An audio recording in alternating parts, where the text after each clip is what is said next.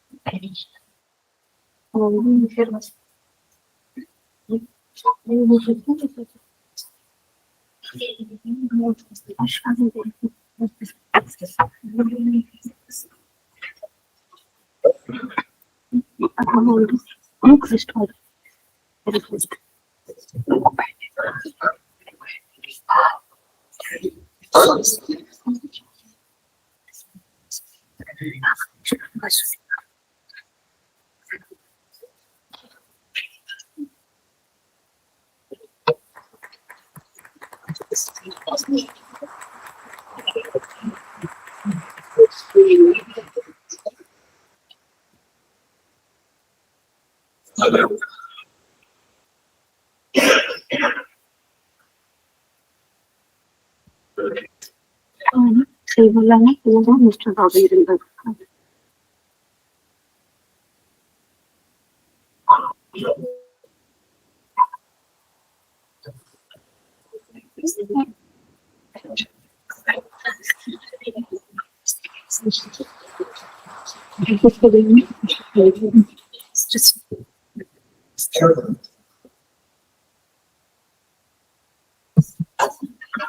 Now I request Dean in Charge, Professor Ramakrishnan Vasurika, and Head of the Department to come forward to honor today's guest with shawl and book.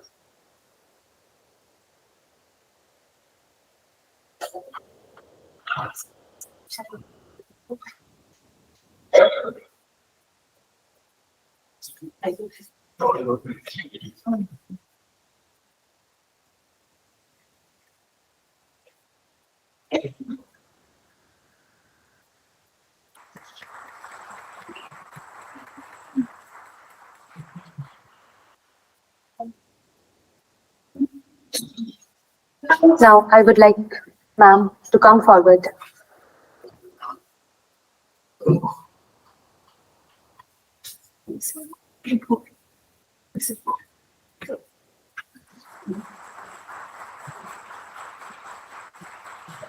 And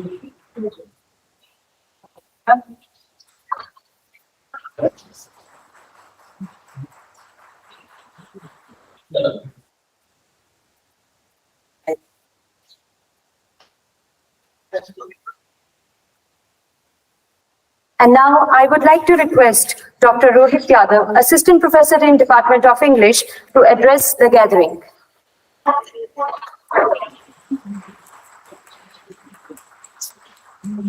Good morning, everybody.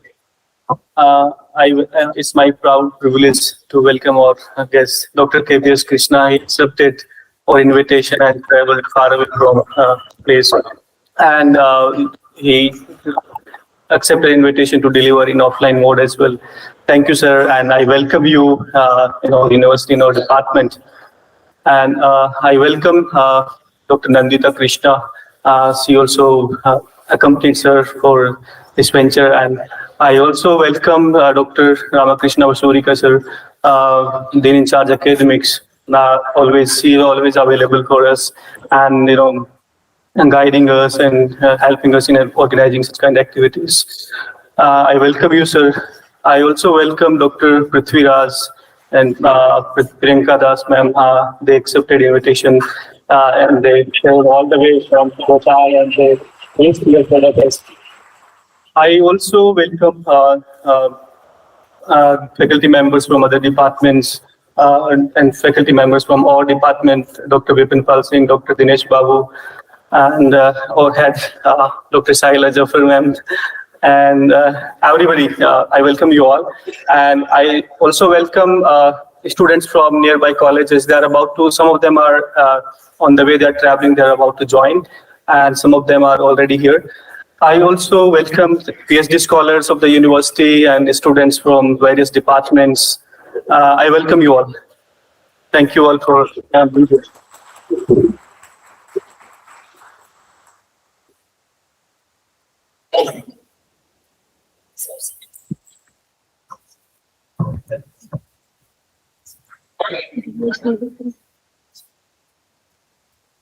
Well, now I would like to request Dean in charge, Professor Ramakrishna Vasurika, come forward for the address.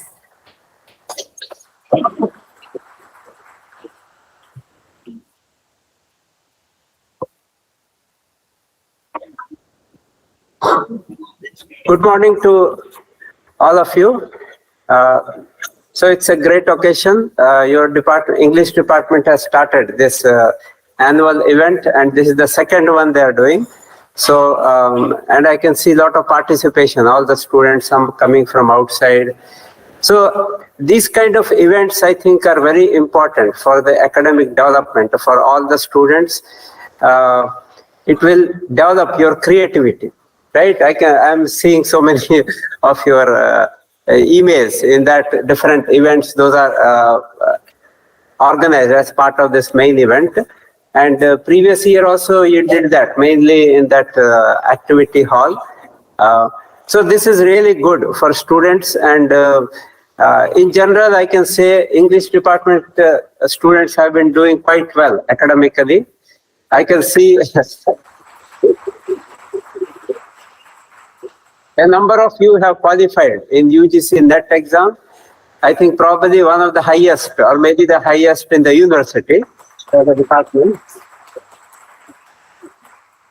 And you need to keep up the good work, and then wherever you go in your jobs or higher education, so keep up the good work and get very good name for the university, because you are all our brand ambassadors, right? Wherever you go, university name is associated with you all.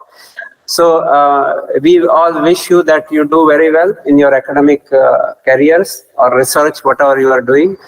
So I think English department faculties and research scholars and other students who have been, I think, at the forefront for organizing these kind of events. So we know that a lot of effort goes into that. It doesn't happen overnight, and a lot of files are also coming for funding. That way I know that. And one very positive thing that I noticed this time is the department is trying to get funding from outside. I think that is a very good model, not depending only on university or public funding, but also depend on private organizations to get money. So this is a common thing that we do. For example, in science departments, you organize something, you get some companies who are selling their products, they put a stall, and so it's a mutual benefit thing. But for a languages department or social sciences, this is a rare thing. So I think we have to really congratulate Dr. Shahila Zafar and others who have taken this kind of a lead to get support from outside. And as a university, we are also trying to get a lot of support from outside, not just depending on government funding, which is of course getting limited. So we have to depend on our own resource generation, how we can help. So the thing is, our endeavor is always there to give the best academic environment for all of you to excel. And whatever you need, we try to give as much as possible, but at the same time, we are constrained with so many things, especially space. So whenever somebody comes space requirement, it's a problem, okay, because we have limited space, but we are expanding. So in the coming years, we have new buildings, new facilities. So hopefully the constraint will reduce, but at the same time, we also start new departments. So when you have many departments, also an opportunity to for all of you to not to just stick to English department only, but try to collaborate with other departments. They can be other language departments, social sciences, or even science departments.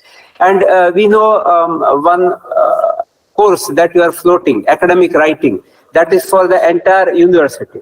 And this is a big issue for many of those in science departments. Students have issue with academic writing. English is very poor. When English is poor, we have problem, publications and all that. So this is where English department can contribute not only for their department, for the entire university. Okay. So with that, I thank our guests who are here from far off places. You took time to come here, and all the students have a great time. And I think make the best use of this kind of events to increase your creative nature. And I can see there are some posters are coming. Who is the murderer? You find out. Huh? So inquisitive nature is, I think, is very much required. Okay, thank you all.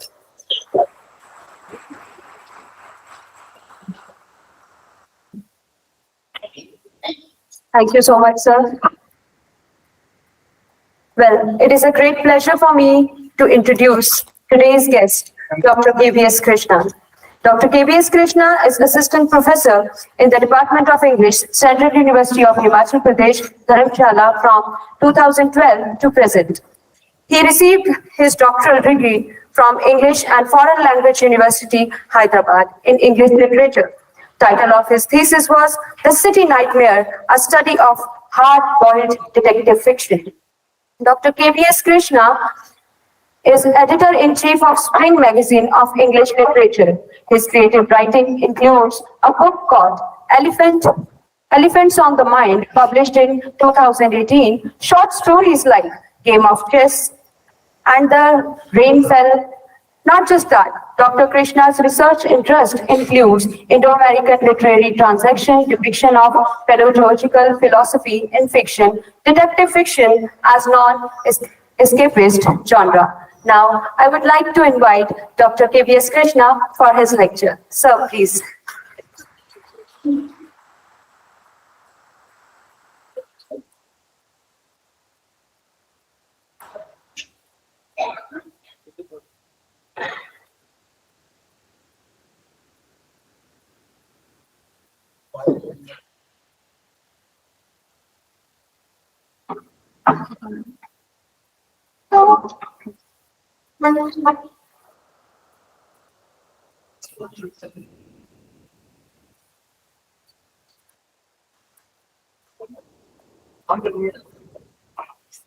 That one. Good morning. Keep it that one here. Good morning. You can hear me.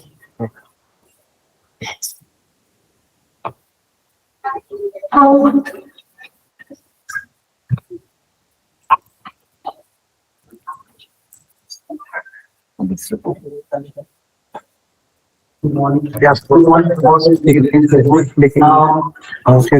honor to invite the speak Central University of Punjab. And I really thank the Department of English for giving me this opportunity to speak on this occasion on a topic that I very much like. This book. So once again, good morning to all of you. Now, the first thing when I actually looked at it and I looked at the brochure, and I was struck by the fact that there is this statement saying that there is an expert talk, and the term expert, frankly, actually scared me, because when you look at the word expert and you think that, on a topic such as detective fiction, you look at other topics, whether it is Renaissance or classicism, neoclassicism, or any of these things, and you say that these are traditional forms of literature, and you say that you are an expert in a field, everyone is wary. They think that, okay, this is a topic that probably someone actually knows, but detective fiction is something like a subject that is something that's very familiar to all of us, because all of us has watched or read something in detective fiction, and while they have read or watched something of this sort, everyone has an opinion. For instance, when I was doing a PhD, one of the things that I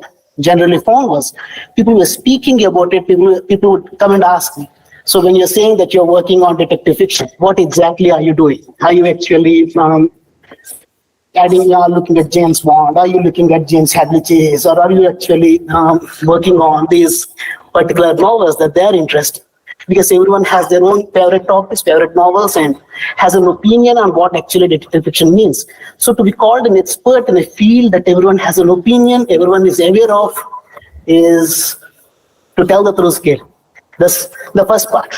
Second thing, when you actually look at this idea of detective fiction, and traditionally we don't generally study detective fiction as we do other topics, be it Renaissance or other things, which we study as serious literature.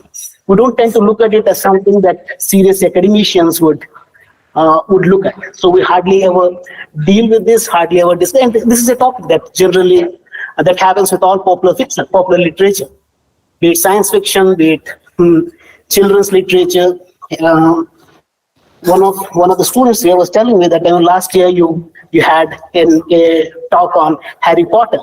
And I guess it was similar, because immediately the question would arise that you are working on topics such as these. So how serious is this?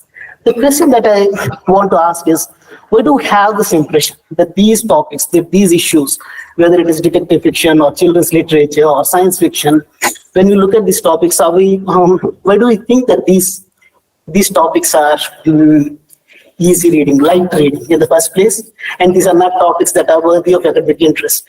And the questions that are raised along with it. This is one of the things that I want to look at.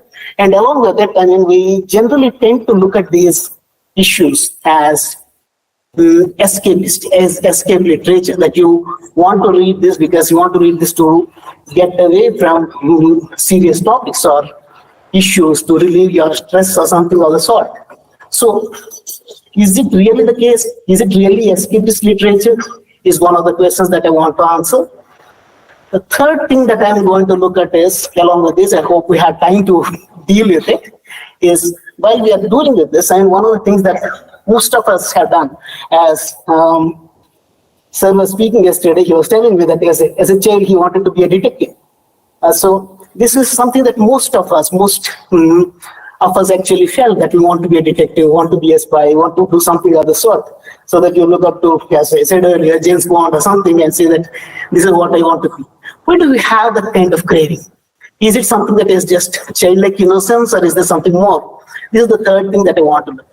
But before we do that, let us try and define detective fiction per se.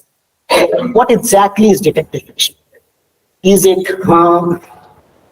any fiction that has got a detective in it, first person, or is it something that has got what crime and punishment as a theme, as a motive? That's what the story is about, the plot is about, or is it something which has got mysterious elements? Now, I don't really think that all stories, all fiction that has got detective in it would be considered detective fiction. Now, the simple reason being that, I mean, you have stories such as Charles Dickens' Bleak House, for instance, which is more than detective fiction per se. I mean, it is not generally considered as detective fiction. You say that, I mean, this is serious literature. Again, highbrow, as they call it. I'm not really sure, actually, when you say highbrow, lowbrow, middlebrow, and so on, whether we can have that kind of hierarchy of texts, but we'll get to that later as to whether we need that hierarchy or not. But when we are looking at this, when we are looking at the statement and saying that you have these texts such as Bleak House by Dickens, or for that matter, Les Miserables by Victor Hugo, where we have a police detective. These are not generally considered as detective fiction. Even a recent novel such as Graham Swift's The Light of Day is hardly considered as detective fiction, even though it has a detective in it. Now, similarly, the reason why they are not considered is they have other things that are being done there in these stories other than just detection of a crime. That's not the only part of the story. There are other elements to the story. There are other aspects to the plot that are happening.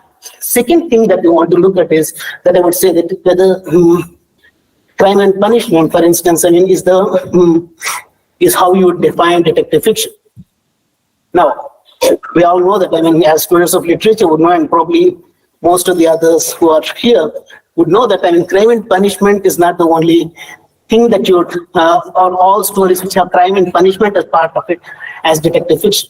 For instance, Dostoevsky's Crime and Punishment is not considered detective fiction per se, but more importantly, I mean, we look at stories such as, even for instance, Book of Genesis is in one sense crime and punishment. As Milton would put it, he would speak of man's first disobedience and so on, the original sin, and then God, the original detective who comes there, and he's not just that he's omniscient, but he comes there, he sees that they're wearing fig leaves, and he detects that by looking at the fig leaves that they had eaten the fruit of knowledge and have discovered shame. And therefore he says that, okay, we have a crime that has been committed in the punishment, which we are all actually suffering right now. Nonsense really listening to me speak. Now, so we are talking about crime and punishment, whether it's in the Book of Genesis, even Ramayana has crime and punishment, as you all know. So they are looking at, but these are not detective fiction per se. This is not what you term as detective fiction. Similarly, the third thing, when we talk of mysterious events, now, mysterious events also happen in a horror story or a ghost story.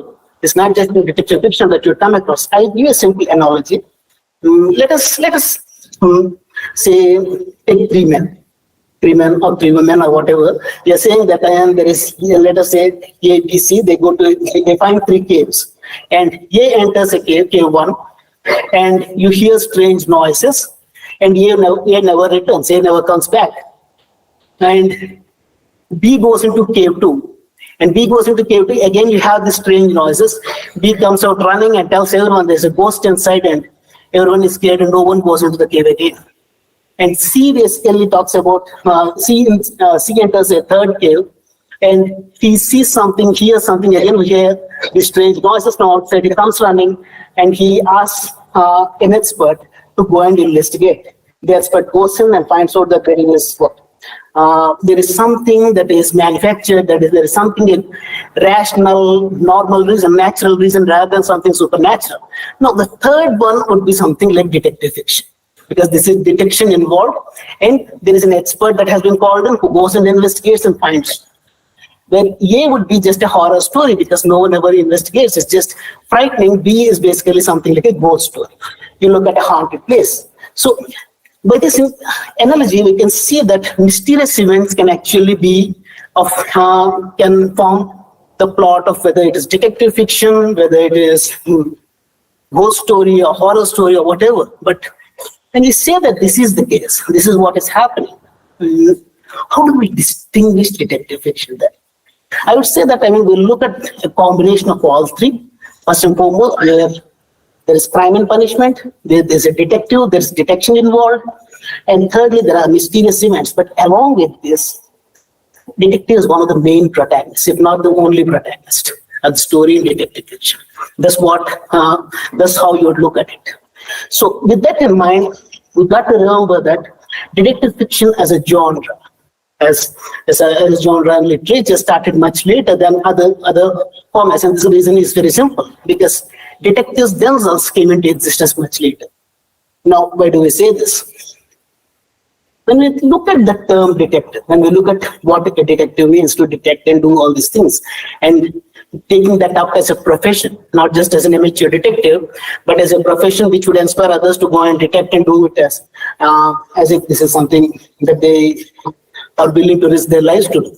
Now, we are saying that this kind of detection, this thing happened much later than other forms, other things that happen, because when we even think about the police force, for instance, the police force, the beginnings of the police force or the precursors to the police force, the Bow Street Runners came into existence in 1749 in mid-18th century.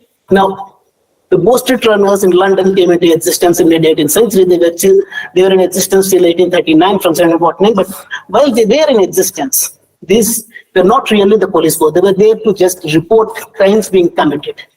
The Metropolitan Force of London itself came into existence in 1829, and they're not still talking about detectives here.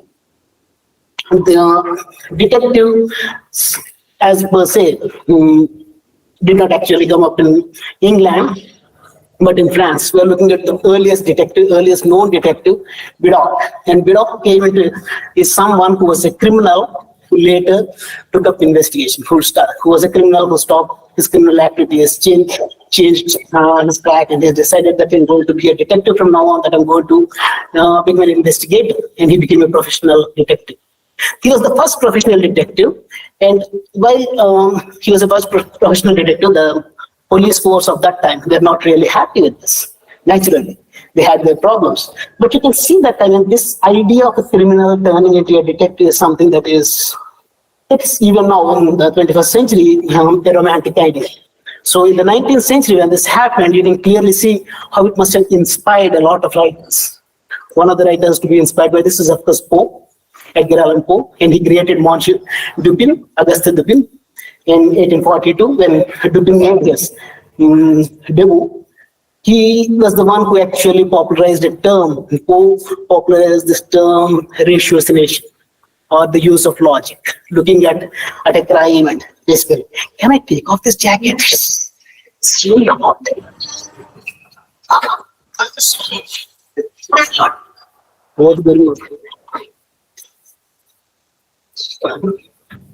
No.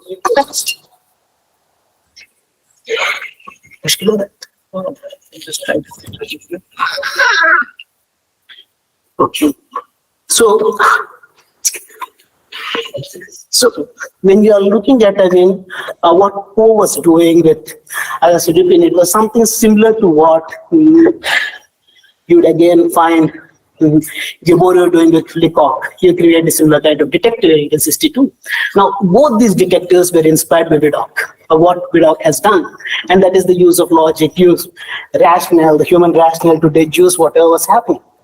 Now, later, you are looking at the English detectives coming into focus. But you got to remember, crime fiction has been in existence for much longer. In fact, very much at the very beginning of the English novel, when Henry Fielding was writing, he came up with something which would be called a precursor to the Newgate novel, Jonathan Wild. Now, what's this Newgate novel? I guess some of you know. There's a Newgate prison, and there's a Newgate calendar that was released. In the early 19th century, Newgate novels were published. This dealt with crimes and the criminals who committed their life stories and so on. So, and in one sense, they romanticized these crimes, they romanticized these criminals. And Henry Fielding did the same thing when he wrote Jonathan Wild. Now, when he was writing Jonathan Wild in the 18th century, he was in one sense coming up with something that's very much in a 19th century idea. Am I going too fast? Now, with this, while we have our crime novels or detective novels that are written in the 19th century, and two major examples that we have, which do not really deal with detectives per se, as we had already mentioned. We have spoken of Bleak House, for instance, Charles Dickens. In the same way, along with Bleak House, you have Wilkie Collins' Moonstone, which also deals with detective St. Albert, but both these novels have surgeons, but they are not one of the chief protagonists. There is detection involved, Therefore, we don't really consider them as detective novels, though T.S. Eliot looks at Moonstone as one of the greatest detective novels of all time. We're still looking at these works and saying that these works, these novels, show crime and investigation and show an interest in the detection of crime. Dickens himself was interested in this. He actually accompanied Inspector Field and went and actually looked at how crimes were investigated before he started writing. He worked as a cub reporter, and this was what he had done. Now, we are looking at an interest in sensation fiction, which finally came to the fore when Sir Arthur Conan Doyle created Sherlock Holmes in 1887. And with that, we have our first major detective, someone who had a major impact. We can say with the creation of Sherlock Holmes, history was made. Because after that, when you look at any detective fiction that is written, it is inspired in some way or the other by Sherlock Holmes. Either the way detective is created, or the sidekick is created, or the kind of narration, the kind of narrative structure that is used, or the use of logic, use of inductive reasoning, all of these, you have the beginnings in Sherlock Holmes. Even the inverted mystery becomes something that was started, that is something that's a part that was created by Sir Arthur Conan Doyle. Now, Doyle actually, as we are saying, inspired many, but some of the few that were immediately inspired I'm just looking at some of them who are really significant and some who are really interesting. One is Ernest Bramah's Max Caradas, and we have a blind detective. We are already looking at how for a detective, when you think of detective, you say that he's someone who looks at footprints, tire tracks, he looks at cigar ash, he looks at various things, and here we have a blind detective and how he goes about it. Those who are interested might want to read Max Caradas, for instance. Similarly, you have in the US there is a character created called the Thinking Machine by Austin Freeman. The name itself suggests, what the character would do is something like a machine, the way he thought.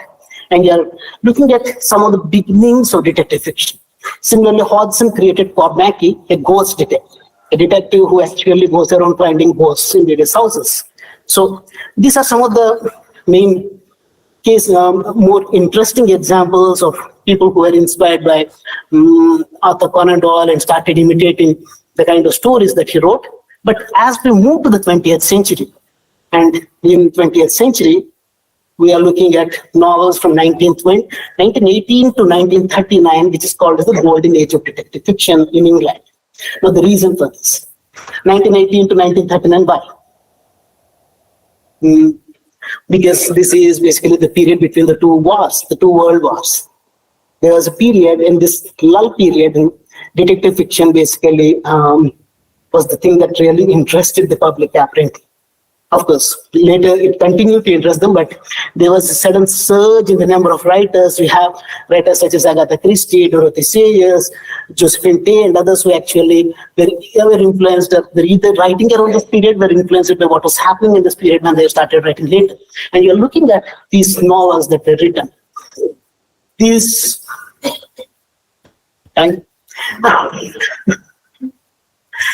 novels that were written during this period, from 1990 into 1939, we consider them as belonging to the golden age of detective fiction in Britain. Now, what exactly is this golden age? What were the chief characteristics of the novels? The chief characteristics of these novels are, one, you have a plot, of course, where logic is extremely important, but along with the logic, one of the things that is a chief characteristic is what you call as an impossible crime. Like, how could this crime be committed? You can't really figure out the reason, how it was committed. That's what the puzzle is extremely intriguing. The puzzle becomes challenging. The clues there are, which are open to the public. In fact, in 1928-29, Ronald Knotts as well as S.S. Van Dyne, both of them, came up with a set of rules that the author should follow. Now, both of them did not work together. They individually came up with a different set of rules. One called it the Decalogues, the other called it a set of rules. And for Van Dyne, there were 20 of them. For Knotts, there were 10 of them. We are looking at these rules that were set, which authors ought to follow. Now, what were these rules for authors who are writing detective fiction. They are saying that the author should play fair with the reader. Now, what do you mean by playing fair? They are saying that the author should come up with the story. The author should come up with the story. The clue should be made. The reader should be made aware of the clues. He has to have access to the same clues that the detective has, so that he can be challenged. The reader is challenged in one sense that he should try and figure out the criminal before he's revealed in the last place. You have to remember that most of them were published as serials, so that the reader is challenged in one sense. But you're looking at these rules that we're setting, you see that it's an artificial construct that we have here. It's a construct.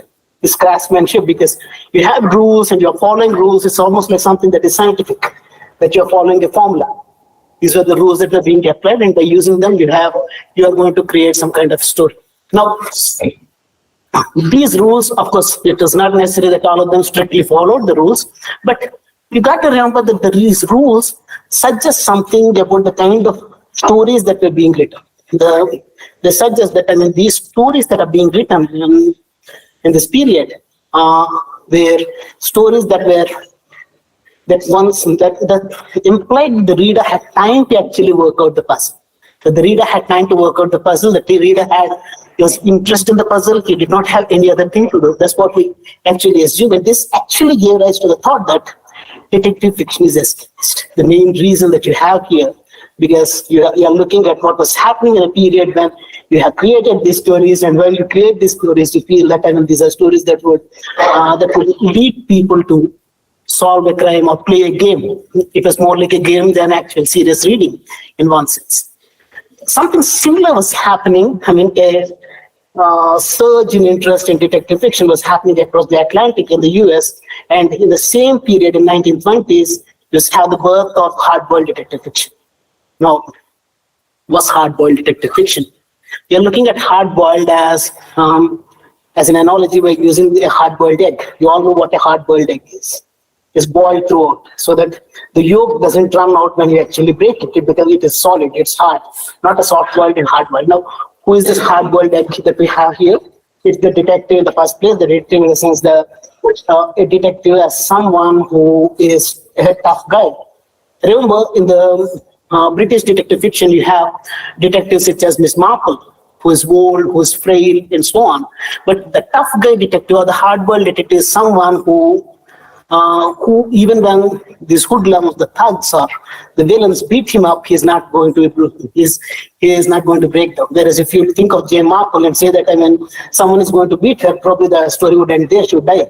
You're looking at someone who is an old, frail lady, but you are looking at someone who is a tough guy detective, who is the most important part of your hard-boiled detective fiction.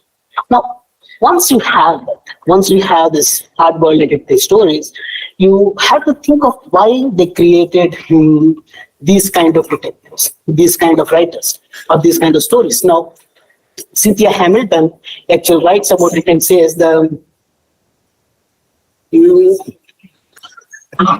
hard-boiled detective was created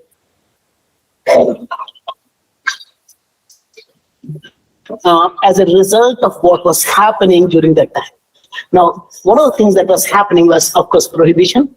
And due to prohibition, there was a lot of bootlegging, smuggling that was going on. And there were other criminal activities, mainly because you are talking about the rising unemployment, which is an issue.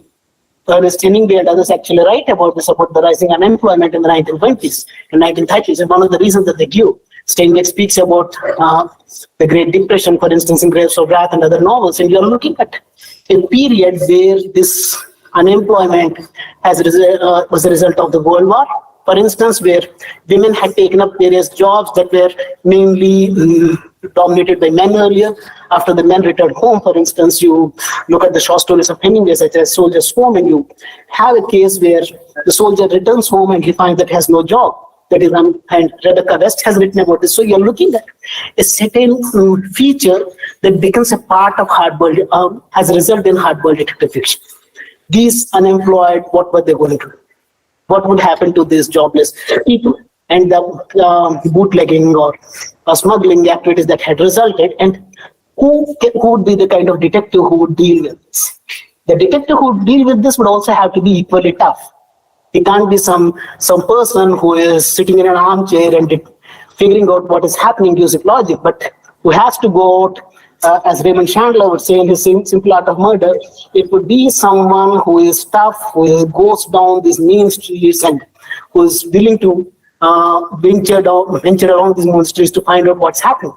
To find a criminal who was not just committing a crime to provide the reader with a body per se, but rather it was someone who had the means to do so.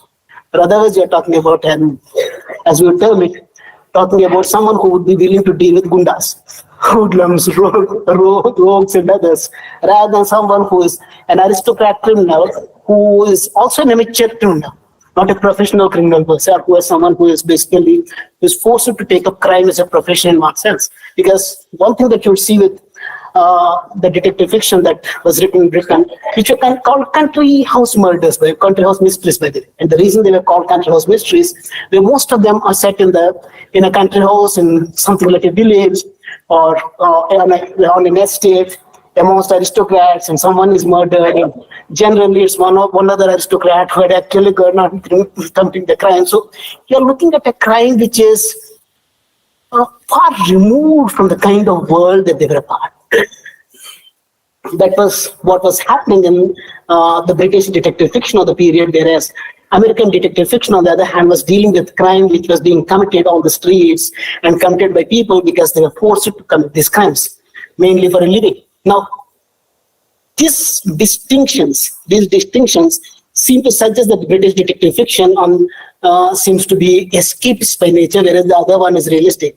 It's not necessarily so.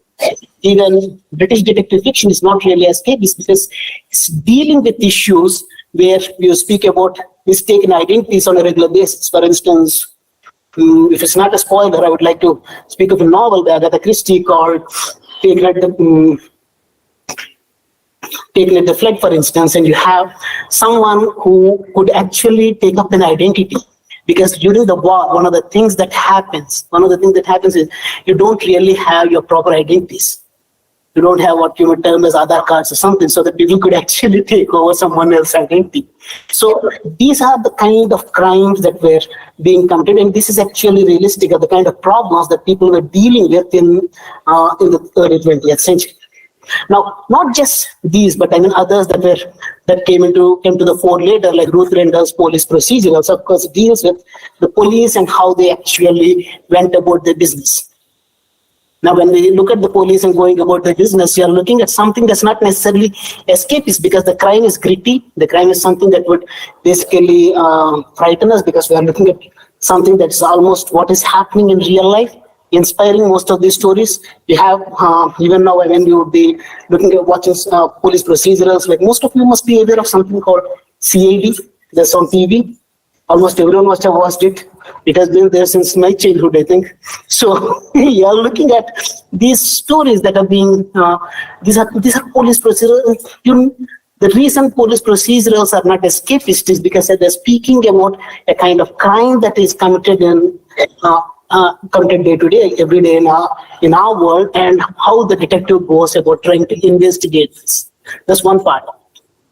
Not just police procedurals, but if we look at other kinds of mysteries, and we are looking at historical mystery, as Madhulika Little will be joining us, and she writes historical mysteries.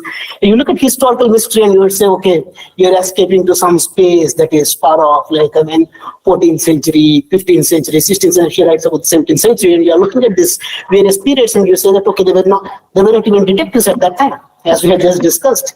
So this is escapist, but not necessarily.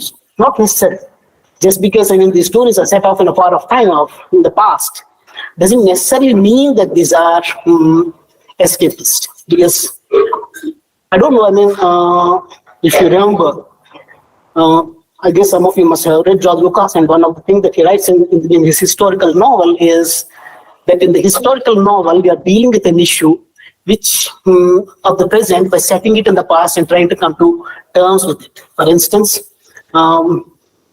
Madhulika Little, in her novel, The Englishman's Cameo, one of the things that she does is, we have the death of a courtesan, which is a part of it, and no one seems really bothered by it. Something that is really disturbing, that there is a murder or there's a death here and no one is bothered. even her own sister or her so-called sister is not really bothered by what is happening. Now, this is frightening, but when we think about the present day, isn't that the case even now? Who is really bothered by someone who kills a prostitute, for instance? Are we really taking up that case? Is there something that people actually go around asking, why isn't there an investigation? Why isn't there a proper investigation? These are things that are a problem even in the present day, which would be set in the past in your historical mysteries and are dealt with. Similarly, a postmodern mystery. Now, postmodern mystery, most of us think that superficially, when we look at them superficially, we think that they don't make any sense, so they can't be realistic. But while they seem chaotic, they create there are these worlds that are chaotic, and they have created a world which seemingly doesn't make sense, or most of these crimes are arbitrary or seemingly arbitrary. They seem to be arbitrary because we can't actually share the meta-narrative that's involved in the creation of such crime. For instance, Ishigaro's When We Were Orphans, you have the detective narrator and how he actually deals with this. Now, the detective narrator in Ishigaro's When We Were Orphans, he has an understanding. He thinks, his mother goes missing when he was a child, and he has his own narrative for this. He concocts a narrative. He thinks this is what has happened. And later, much later, when he's a well-known detective, he thinks that I'll go back and find out what has happened to my mother. So he revisits the place, he goes around, and then he figures out what has happened, which is completely different to how he had imagined, how he had constructed the story. Now, the reason for this, what Ishiguro is doing here, is showing that there is a proper reason for every action, but generally these things don't make sense because there is a logic involved which probably is not the logic that you are using. The kind of rationale that's at use, the kind of understanding, the kind of method that's in use is something that the detective or the others in the story wouldn't basically look at in the same way. It suggests that each man being an island, each one basically not being able to share the meta-narrative, not coming to an understanding. Again, something that's not escapist. Again, something you are looking at a story which is far removed from escapism, but basically dealing with the kind of problems that you face on a day-to-day basis. Because most of you must have felt that no one understands me at some point or the other, and this makes each man feel. And this is because no one shares what you are going through at that time. Now, you're looking at these things and you say that, okay, detective story is not escapist. We have come to that, let us say that our detective stories are not escapist. So then why read them? If you are not even getting an escape from reality, is pleasure reading, is something is, okay, fine, it's a guilty pleasure as someone call it, but it's still pleasure, so we are reading it and it's escapist. That's how people would brand it. But you're saying it's not escapist, it's realistic, then why do we read it? Is it because it's a puzzle that, as Edmund Wilson says, that these are just puzzles and therefore people read them and they have as much value as, say, a crossword puzzle in the newspaper? Once you get the solution, you're done with it. But most of us reread the stories. Most of us reread the same detective, even though we know who the criminal is. So there's something more. T.S. Eliot and Grella, both of them actually look at detective fiction as something that's high art. T.S. Eliot compares it with melodrama. He looks at, for example, at Moonstone, and he calls this high art. And Grella basically looks at detective fiction as something that is similar to a Jane Austen comedy of manners. And they justify the reading of it. I'm not really sure that works as well because, as we noted earlier, we are looking at this hierarchy of art. Hierarchy saying high art, low art, highbrow, lowbrow as something that hardly makes any sense when you think of how can we actually make this this kind of discrimination, if we might call it. Now, this is what is happening with, let us say, detective fiction, that it's not something that's escapist, it's basically and the kind of reasons that are being given for people reading it, that it is a puzzle. We are not really sure. It's just because we read it, it's just that it's a puzzle. We don't read it because, even if it's high art, because most people don't read a text just because it's high art or it's a classic. we enjoy reading detective fiction as well. So what could be the reason? Is it because it's moralistic? That's what P.D. James, for instance, says in John S. Paul. Both of them say actually the reason for our fascination for detective fiction is that it has a moral at its core. Crime doesn't pay, that you're looking at people who are disillusioned, whether they are doctors, whether they are teachers, whether they are even politicians. I don't know. Are politicians disillusioned? I'm not really sure, but I mean, you're looking at these two, I mean, that's an example that Paul gives. And he says, I mean, you have disillusioned politicians who read detective fiction, and they're saying that people are reading this because there is a moral at its core, that you're looking at it and saying that, okay, crime doesn't pay, that we are reading these stories and we're finding that the villain gets punished, good wins over evil, and so on. But that's not really the case with all detective fiction. You still have stories where the criminal gets away. Doyle himself has written something of the sort. Doyle, for instance, in his 5 Orange Pips, shows criminals getting away. The same thing happens again, for instance, in Raymond Chandler's The Long Goodbye. You're looking at novels such as these, and even you get a novel that we spoke of earlier, where, I mean, here there is nothing like a positive solution that is given. Shard Lake stories, I mean, for instance, Tombland doesn't have an ending which you would call as a good wins over evil and stuff. But you're looking at these stories, you're looking at these kind of works that have been written, which are still fascinating. We still read detective fiction. It's not just for the moral value, because if you are reading something just for its moral, we might as well read fables. You know fables, right? I mean, there's fables which are our moral science textbooks, which basically show how better, lot more moral stories. But in fables, we have a moral at the end, but people hardly queue up to read fables. And when you go to any bookshop, you have shelves and shelves of detective fiction, whereas you don't see fables, moral stories. So it's not just for moral aspect. So why do we read it? I would actually say that we read detective fiction, one, because we're fascinated with the detective. And when we say that we are fascinated with the detective, we are looking at the character of the detective as someone who is courageous, who is, of course, willing to venture into places where he is dealing with these various issues.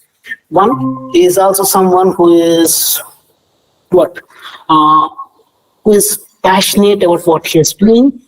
Thirdly, you are looking at a detective as someone who is not just willing to go venture into place others are not willing to, because he's courageous. He's also someone who has lots of empathy for others. He has an empathy for others. He's looking at things that are happening, and he is dealing with these issues. He's looking at what others are going through. And this kind of empathy that he has for the victim, for the person who are left behind, the others who are basically either whether it's the suspects or whether it is the relatives of the victim. And in some cases, for instance, like in Ross MacDonald's novel, even for the criminal, there is this kind of empathy that the detective shows. That's one character, chief character. So, and this detective is someone that we can identify with, because when we look at our own history of civilization, one of the things that we notice is our history of civilization is a history of detection. Now, why am I saying that? Now, when we look at the history of human civilization, we speak about various discoveries of lands, various things that were discovered and stuff, but along with these discoveries, there is also detection that's involved.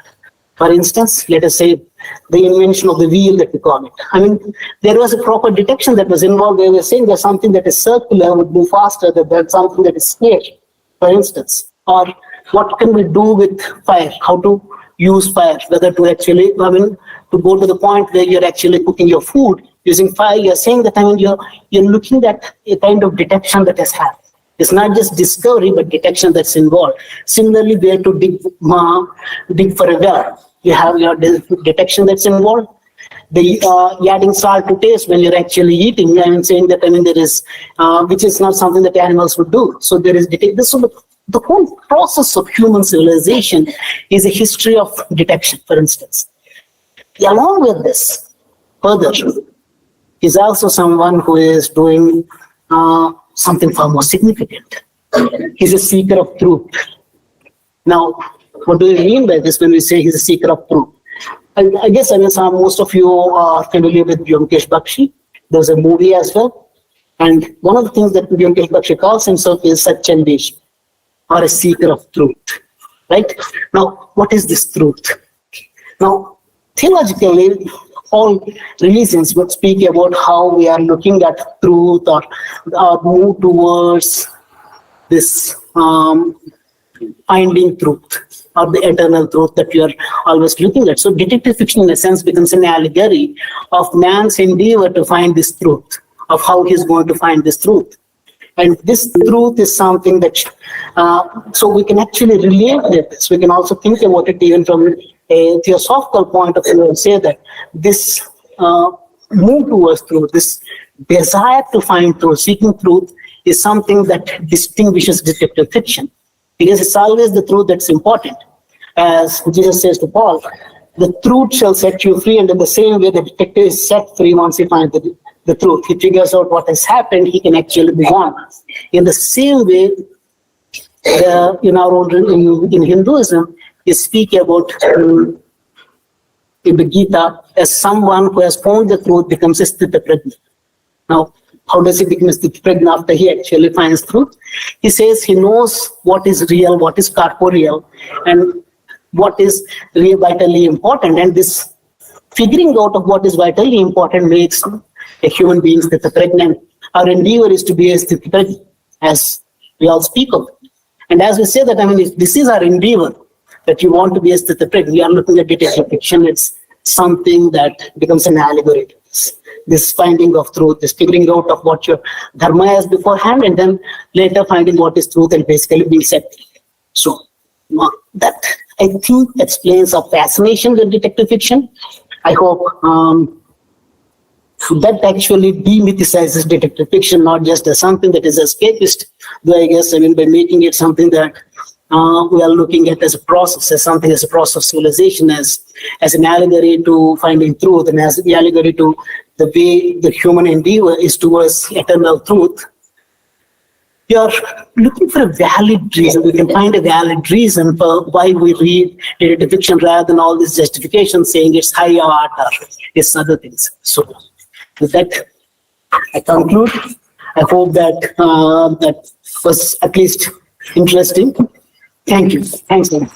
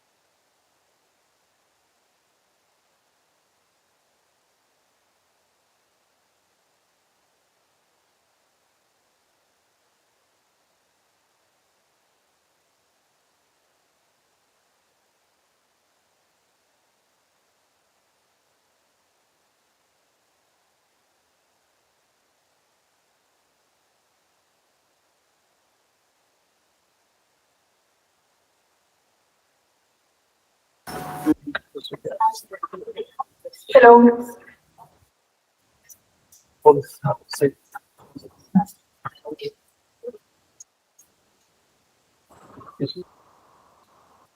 Yes, ladies and gentlemen, today's second guest is here with us virtually, Madam Madhulika Lidl.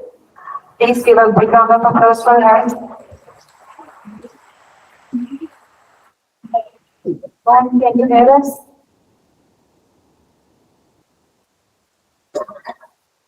Ma'am, please unmute yourself. Bluetooth, you muted me. Okay. Can you hear me now? Yes, ma'am. Good morning. Good morning. Good morning, ma'am. Good morning, and thank you for having me here. Now, I request Dr. Preeti Raj to carry forward today's session and begin with the panel discussion. Hi, greetings everyone.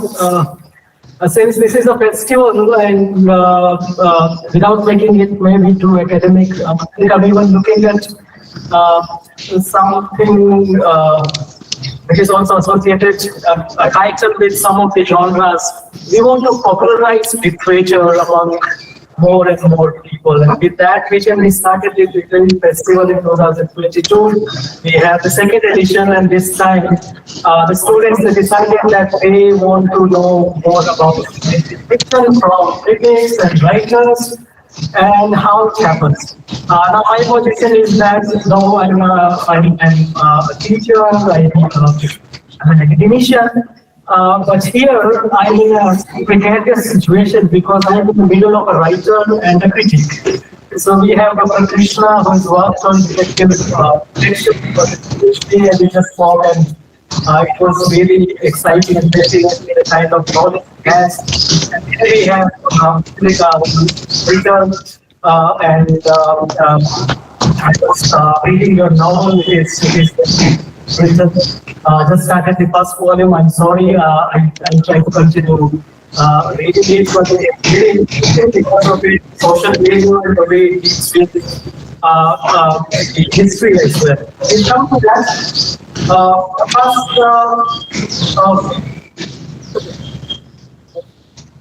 there's some disturbance. Can you hear me? Yeah. Can you hear me, Madhulika? Your voice is breaking a little. I can hear you now, and now I could hear you when last time when you spoke. But otherwise, your voice is breaking a bit. Okay, so yeah, I also thought that there's some disturbance, but I hope now it is fine. It's better now. It's better. Yeah, so I would position myself only as an inquirer, not as a detective, but simply it would be like I would create suspense, and then a writer and a critic maybe can dispel it and engage us in understanding detective fiction better. And my first query would be, why so? Why every single time we are hooked to detective fiction, and when we read it, almost all of us, because my personal exposure to detective fiction or detective writing was many of us from that generation was through Vasu Chatterjee's Vyomkesh Bakshi. Rajit Kapoor DD1 production, which was just too good. So my first query would be, what are the elements, or what are the things which attract us or get us to detective writing? So as an author, what do you feel about? See, okay, may I speak? Okay, for me, one thing which is very important about detective fiction is that, it's a chance to make sure that wrongs are righted. That there's justice. And I caught the bit of Mr. Krishna's last lecture, just the last bit of it, and he was talking about the seeker for the truth. And I agree with that a lot because, in real life, truth is very, very difficult to get hold of. Truth and justice are extremely elusive. Detective fiction is one place where you can be assured that the truth will be found and justice will prevail. It's like when the detective has discovered who the culprit is and has pointed it out, and the culprit has either confessed or there is irrefutable proof.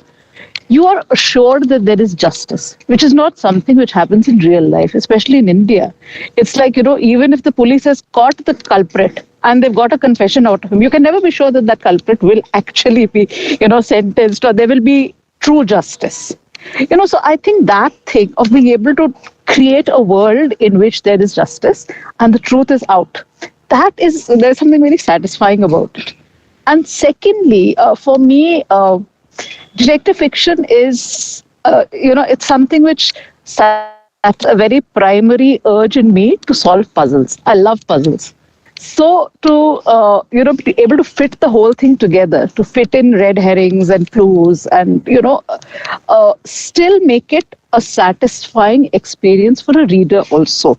Because one of the primary things about a good detective story is that everything should be so plotted out that the reader, if the reader is paying attention, if the reader is canny, they should be able to plot and come to the conclusion themselves. It should be possible, but it should be so difficult that the reader is still not able to do what your detective does. So a good detective story should have enough element of suspense. It should be difficult enough for a reader not to be able to guess the answer. But there should be enough clues that at the end, when your detective gathers all of it together and is able to present his or her solution, the reader says, oh, why didn't I see that? So actually doing that, to be able to plot out a detective story in that sense, is a difficult and a very challenging task. And to be able to do it properly, that gives me a great sense of satisfaction. So those are my two main points when it comes to writing detective fiction, that what is so, satisfying about it. And those are the two things which I would say. That one, it's a sense of justice and truth. And the other is the satisfaction of actually plotting something which is difficult, but it's fulfilling for a reader as well. Yeah, I would totally agree with you, because whenever I used to see Ramkesh Bakshi, I would always see him as a savior. That is someone who doesn't have access to the system or is not prosperous, and still there is this person who would deliver justice, who would ensure that this guy is not punished unnecessarily and justice. So we have Dr. Krishna also. We can ask him like what does he think as a reader, and also as someone who's worked on detective fiction, that what exactly attracts us so much to this particular genre that almost all of us find it so fascinating. And as he mentioned, that we always come back to detective fiction. Even if we have read, we come back to all those detectives and doing fiction. And even I was exposed to detective fiction as a child. I was exposed first to Sherlock Holmes, and as you rightly pointed out, Ramkesh Bakshi was someone that was also growing up, and he put these stories, the same thing that was actually going through. I mean, you're looking at this character who is passionate about justice. He's really bothered. I mean, the fact that no one is concerned about justice being done, they just want to come up with a case, or it's something that movie is very well, it's not all that bothered. I mean, at least that's the impression that I got. But I was just more interested in actually coming up with a case, a proper case, you can figure that thinking whether justice is done to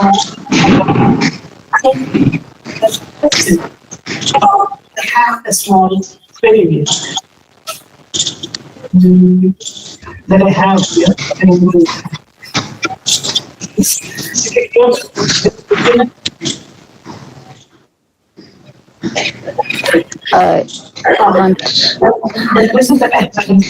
This fascination for justice, I would actually think that something appreciated us in this place, whether it is the 17th century or the present.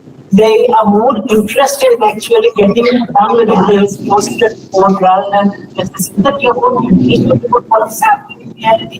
Again, this is just an effort, but the background links formalities is very important. So yes.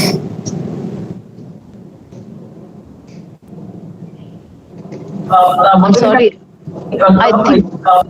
I think the link is, sorry. Sorry. Dr. Krishna wants to know through your novel itself that the way Kotwal and the entire system wants to just do away with the case rather than finding the truth or the kind of delivering justice. And what is your take in the real circumstances? Is this what you want to know more about? Okay. Okay. Actually, when you are talking, I can hear you better. Dr. Krishna, I could not understand anything. So anyway, so talking about the crime investigation scene was very, very different. In fact, when I've written the Muzaffar Jung books, I've taken a big liberty there because I wanted the, a modern reader to be able to identify with the whole scenario. And actually, if you look at it, the Mughal system was very different. For instance, the usual punishment for a murder, for instance, was the payment of a fine. You did not, people were not executed summarily for murdering someone or, committing the sort of crimes which we today think are like really bad.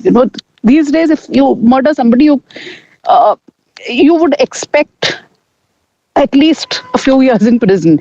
But the Mughal system did not have that. They had things like, okay, you pay a fine and that's it, you're done. And so the Mughal law administration system was also quite different. So for instance, the Kotwal of Delhi, he did have a role in sort of administering justice and all that. But he also had to do things like, his main focus was on sort of, if you look at the list of duties which he had to do, he had to ensure that all festivals were celebrated properly and that the city was decorated for certain events. He had to ensure that the markets, of course, that the weights and measures were used, according to the standards set. So, and he had to keep registers of, what is today called a birth and death register and things like that. So his job was very much beyond being just an administrator of, criminal justice, as we call it. So, but if you try and bring that sort of thing into, say, for a modern reader, the disconnect will be too great. So I took some liberties there and sort of made out as if the Kotwal actually did play a very huge part in administering justice of this sort. Because if you say that, okay, the Kotwal is really not doing any of this, he's basically celebrating festivals. And that, if Muzaffar Jung catches a criminal and, shows that this person is guilty of murder, but that person gets away with a fine, then it's not very satisfying for a modern reader. So I had to take some liberties there. And I think that is sort of, that's part of what fiction is also. So that's my answer. If there's anything more, I don't know if that answers your question. Just one thing, I was also looking at it and from a perspective, like, is this an issue that you're finding in the present as well, that justice is something that is generally being denied and you read in the CR, like even in the present day, and do you feel it? I think in India, sadly, justice is denied. And what they say about justice delayed is justice denied. I think that is also something which is a lot in India, because, cases go on for years and years. And you just go from, there are cases where you go from one lower court to an upper court to an upper court. And it just goes on and on. And there is and sadly, we have so much corruption as well, that there are a million ways of getting out of being convicted for a crime. So yeah, it's very sad, and perhaps that is why, as I said, detective fiction gives you an idea, it gives you a way of, having a utopian world where justice is there, but in real life it's not. At least in India, it is not.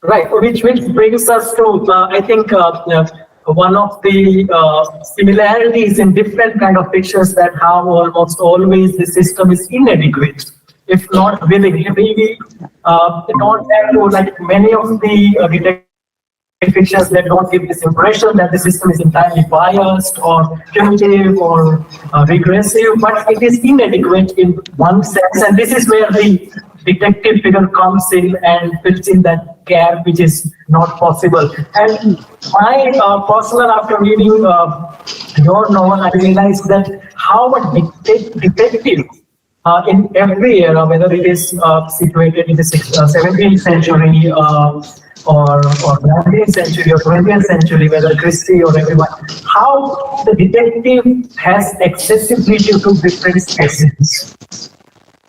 spaces, how he or she can freely move among all kinds of people, different sections of the society, like how detective figure connects different sections in the society. And this particular story also we see that from Salim to Faisal, Muzaffarjung is connected to the highest of the society as well as those who are kind of surviving against war.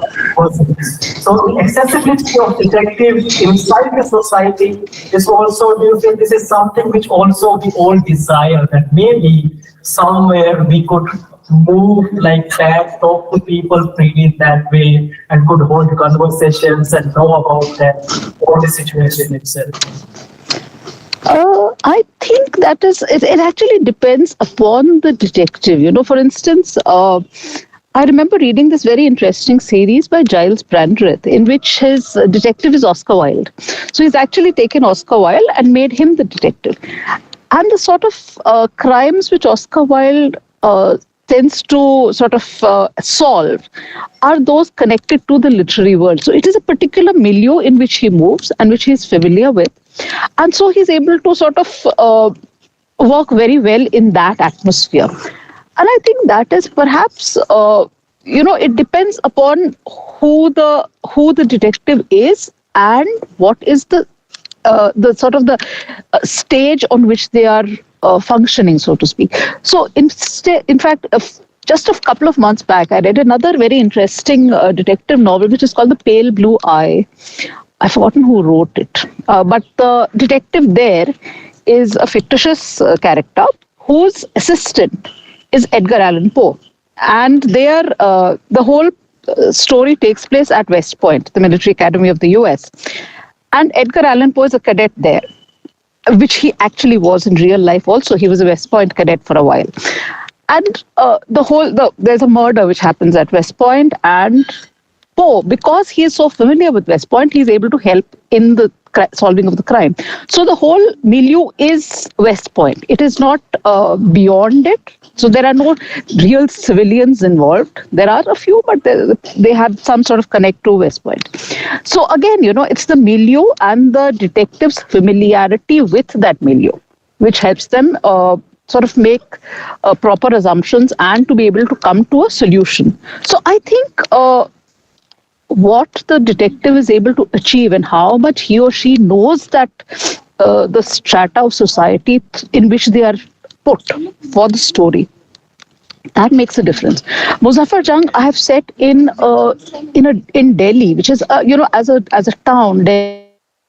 At least that time it was. Maybe it's not as cosmopolitan now, but in Shah Jahan's time, Delhi attracted people from all over the world. Actually, there were lots of, for instance, Europeans. There were mercenaries, there were jewelers, there were priests, and all sorts of people, flocked to Delhi because Delhi was one of the richest capitals in the world. So it attracted a lot of people. So Delhi was very cosmopolitan. Plus, of course, it had various strata of people. And Muzaffarjung is one of those people who's not restricted to one particular strata or one particular section of society. So for him to be able to move with ease through, from, as you said, Salim, who is a boatman, to the very highest in the land. There are Muzaffarjung books in which he is sort of appointed by the Wazir to solve a crime. So those sort of things, that is part of Muzaffarjung's, it's a conscious effort from me to show that he is a sort of a maverick who can connect with people across societies. So that was a conscious effort which I made, and not all writers and not all settings call for a detective who can move easily across a society. So if I may add to that, it's not just whether they're able to move on that is just what I put. It's also the kind of questions that they're able to ask. For instance, Anne Berry in her historical histories shows the kind of big cases when the actually goes to certain places where there are questions that he's not alone to ask.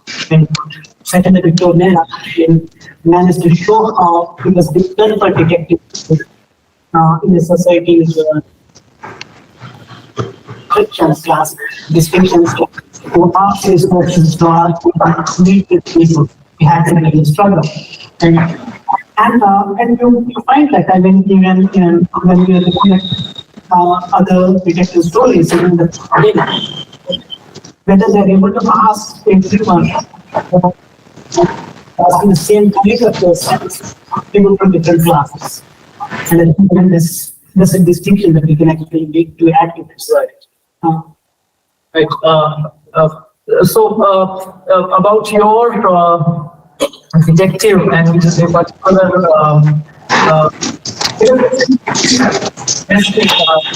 writing maybe in the 21st century, especially when the entire genre is also shifting massively to the visual medium. And amidst that particular shift, you are locating your characters in the 17th century, and with such minute details of kirtan and tapestry and the kind of clothing, dressing, and everything that the characters you create and the details add to the novel. What helped you make this decision that your detective would be exactly at the historical juncture where these worlds are meeting? Like you have the Englishman, of course, like a Dr. Terry appearing and then kind of as the title also suggests. What made you take that decision? Because I think it is a brave decision as well, rather than making the detective very contemporary, located in the 20th or 21st century, rather than that you decided to create your character in the 17th century? Actually, I think the thing is that I've always been fascinated by historical detective fiction. Introduced to the genre when I was maybe about 13 or so, and I read this very interesting book called The Chinese Maze Murders. The Chinese Maze Murders was written by a Dutch diplomat named Robert van Gulik. And Robert van Gulik, he was a sinologist and he was very interested in China.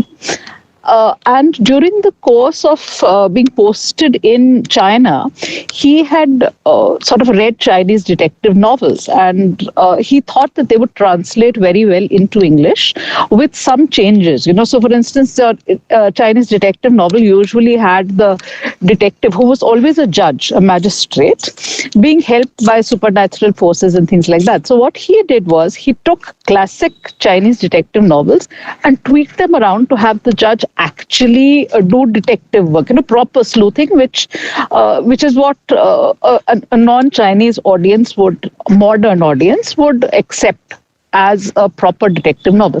So anyway, Robert van Gulik wrote this whole series called the Judge Dee series, which by the way are excellent. They are they are still among my favorite detective novels. So I read one of those when I was about 13, and I was completely enamored. I loved them. And that started off this trend of, sort of really enjoying historical detective fiction. And what happened was that over the years, I read lots of historical detective fiction and set in all sorts of spaces, all sorts of times. So, I've read ancient Egypt, ancient Rome, medieval England, ancient England, medieval Ireland. So all sorts of settings, all sorts of detectives. So, there's Judge Dee, who is a Chinese magistrate. There is Sister Fidelma, who is an Irish nun. There is Brother Cadfael, who is a Welsh monk. So all sorts of characters. And I said, how is it that there is no Indian character? There is no Indian historical detective.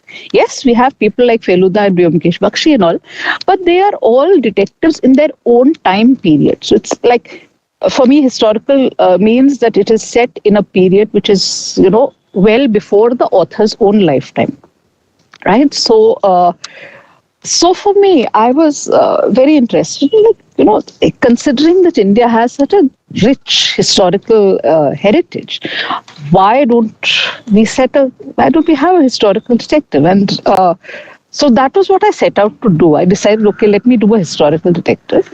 And since I've always been interested in the Mughals, plus since I'd spent most of my life in Delhi, it made sense to do a Mughal detective in Delhi. One other reason for that was, especially for choosing Shah Jahan's period, is that it's a very interesting period. It's a very interesting period in history. It's very rich in, also there's a lot of, there's a lot of detail which is available. The research is not very difficult. So for me, those were the factors which sort of decided who my detective would be. So of course, as I mentioned before, I had to take some liberties. For instance, Muzaffar is actually a 21st century man. His ideologies and his ideas and all are all those of a 21st century character, not a 17th century man. So that was how Muzaffar Jung happened.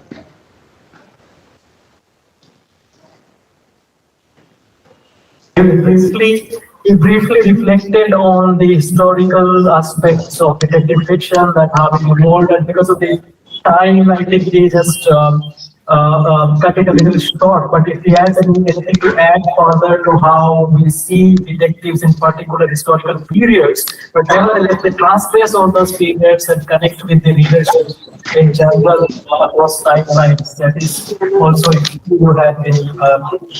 But you have a question to ask. Not actually something to add to what you say, but I haven't really. How do you decide on a name? I mean, how do you decide on the person? And what was the reason for having this character, this person? I'm sorry, I'm not being able to hear.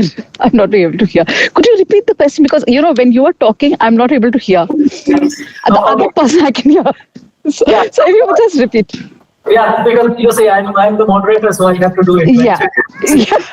I can hear you. I can't hear Dr. Krishna at all. Yeah, so Dr. Krishna is curious. He is interested in knowing that how did you come to the name of the detective? Muzaffar Jung, like No particular. I don't know. It just sort of cropped into my head. It was not sort of pre-decided or anything of the sort. I just figured it out, and it was only much later, after Muzaffar Jung's, I think a couple of books were published, that I realized that Muzaffar Jung was actually a person. There was a real character person, a real personality called Muzaffar Jung. I don't think he ever did any detective work, but yeah. So this was completely arbitrary. I did not spend any time thinking over what I should name him. Yeah, but nevertheless, for me as a reader, it's a good choice because I have spent some time in Delhi, and you can instantly connect with the name of the places like Yeah. As a reader and also maybe as an academician, I'm interested in maybe taking an idea about in which direction detective fiction may move in the age of artificial intelligence, in the age of absolute reality, how much of the feeling part is going to sustain. And as an author, if you have any concerns that how the shift is happening, if you think the shift is happening at all, and how the writers, maybe as a writer, you face certain challenges to reinvent detective fiction in the changed context. So if you I must admit that my interactions with AI so far have been mostly for research. As in like, if I have, for instance, as an example, I was supposed to attend a lit fest somewhere, and they informed me of the topic just the night before the lit fest was supposed to happen. And the topic consisted of a very involved essay which had to be read and then talked about. And I first of all, finding that essay was a problem online, and then I did not have the time to read all of it. So basically, what I did was I told, Chat GPT, please find this essay and summarize it for me in 100 words. So it did that, and later I actually found time to read the essay, and I realized that what Chat GPT had told me was not a very accurate summary. So, I have, and this has happened to me several times, that I have given, Bing or Chat GPT or whatever, some sort of thing to read and to summarize for me in, say, 500 words or whatever. And invariably have discovered that it has made some really bad goof up. So I have come to the conclusion that AI is really not that, the intelligence is still a little low. And it is not something which can, at least in the foreseeable future, I do not see it being able to substitute for a real human writer. And, my feeling is that, okay, maybe in some genres it could be. It could be able to, maybe in, say, if you're writing about social issues or you're writing, say, romance or something, maybe. I really have no clue. But I think detective fiction is very involved, and you have to sort of balance a lot of things. So, for instance, you have to balance the elements of the plot. You have your red herrings and your clues and your, the way it's solved. But on the other hand, you need to have an interesting story also. And you need to have things like character development and all. And that I'm not sure really whether AI will be able to do that to the extent that it will satisfy a discerning reader. At least I don't see it happening too soon. As a writer of detective fiction, I'm not really worried about this.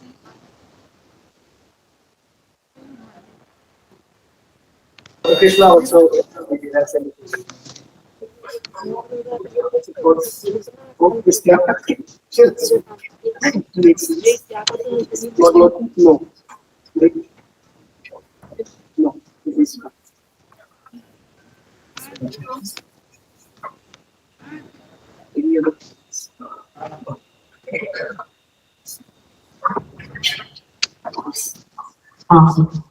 no.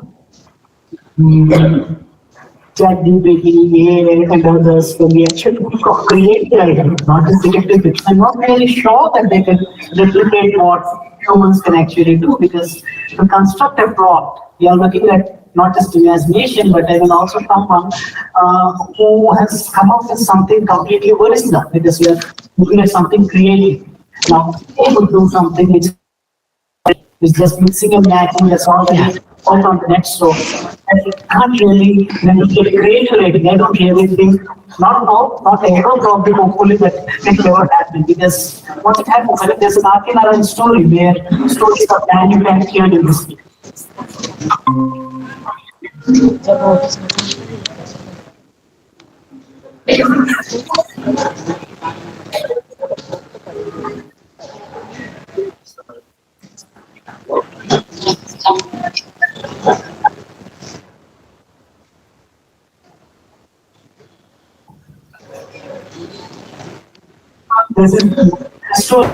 There's a novel where there are stories are being manufactured, and it's a sentence that he actually tells this novel, but at present people are experimenting with this. He wants on the novel where he's saying that when stories are being manufactured, you put in various things into a machine and stories will come out. And for him it was satire, and now still think that makes sense, because when you think of coming up with stories, they would always be not creative, but reflective of what actually is out there on the net, all things that have already been said. Only for very difficult, the criminal might be there on the first page. When you even generate a story where we're looking at various plots and it might not be able to, it will not be able to. It would be like a bad review. It would be like a bad review, this where the plot is revealed in the beginning itself. I would like to ask organizers first, how much time do we have, and do we have time to take some questions from 10, 15 minutes including question answer. Right. We can take some questions. I think it is their event. It is organized. Madhulika, we are happy to inform you that the entire event is being organized by the students, beginning from the topic itself, the choice of topic. Last year, we did it on Harry Potter, and Oh, nice. and they will work. Lovely. So I think it is their house, and they must ask their questions or queries because we have a writer in the house, and the opportunity is rare in that sense. Yeah. Question, please.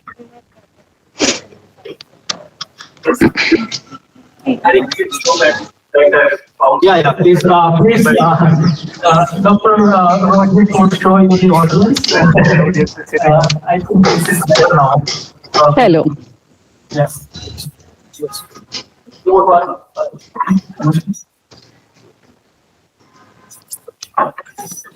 Ma'am, can you hear me?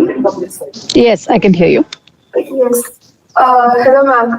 My name is Anusha Hegde. College in the Department of English over here. Basically, I am reading right now Daily Test.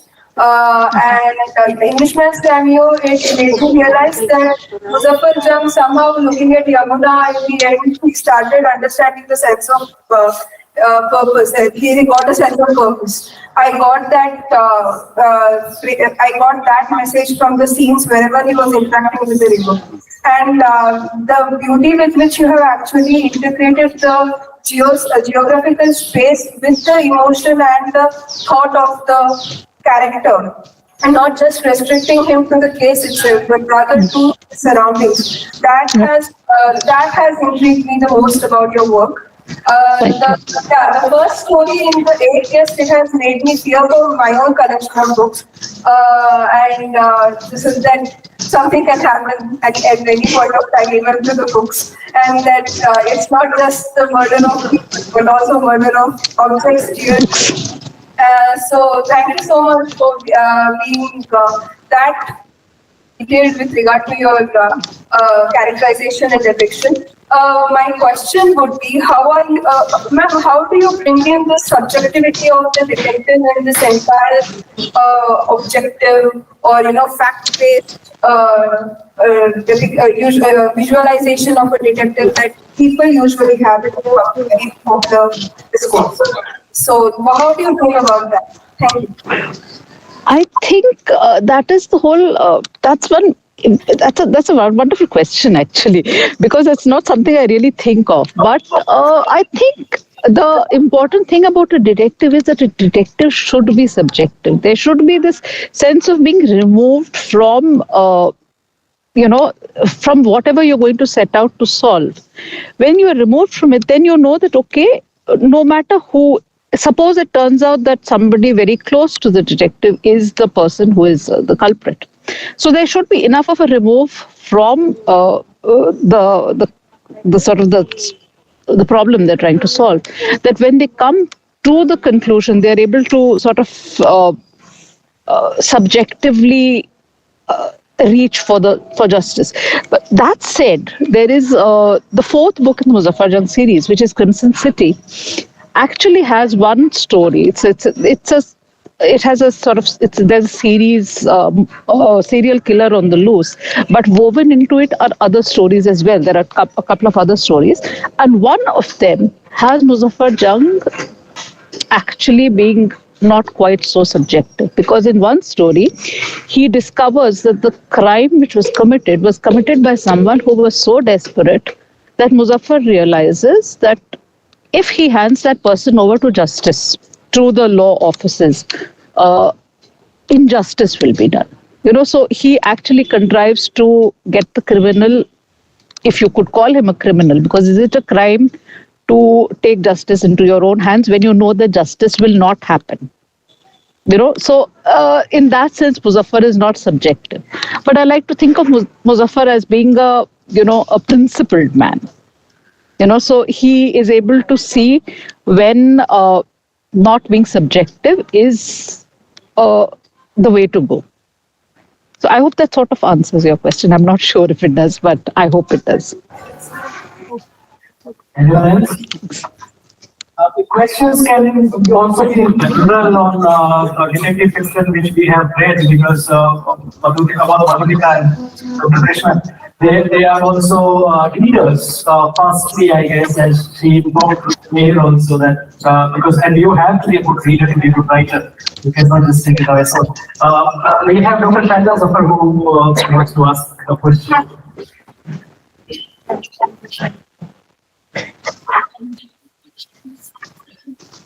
Hello, Madhulika. Thank you for joining us today. I started reading one of your books, and I'm sorry I could not finish it. I'm yet to do so. But I was quite interested in of course, you create an atmosphere of old Delhi there in your novels. And I think that the use of certain kind of language as well. Not just language, but also related to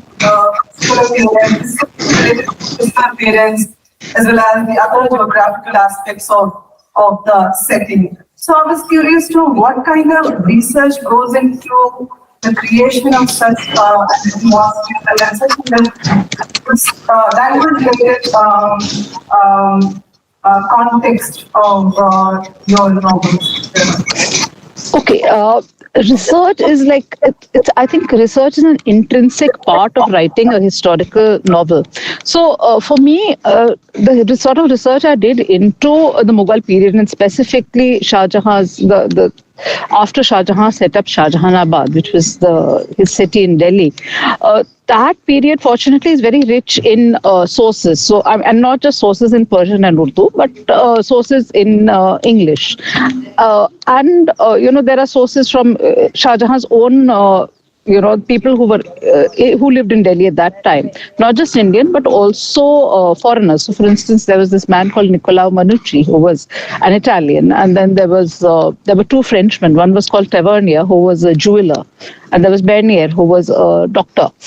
So, all of these people, they left very rich accounts of Shah Jahan's court and of of the life of the people in Shah Jahanabad.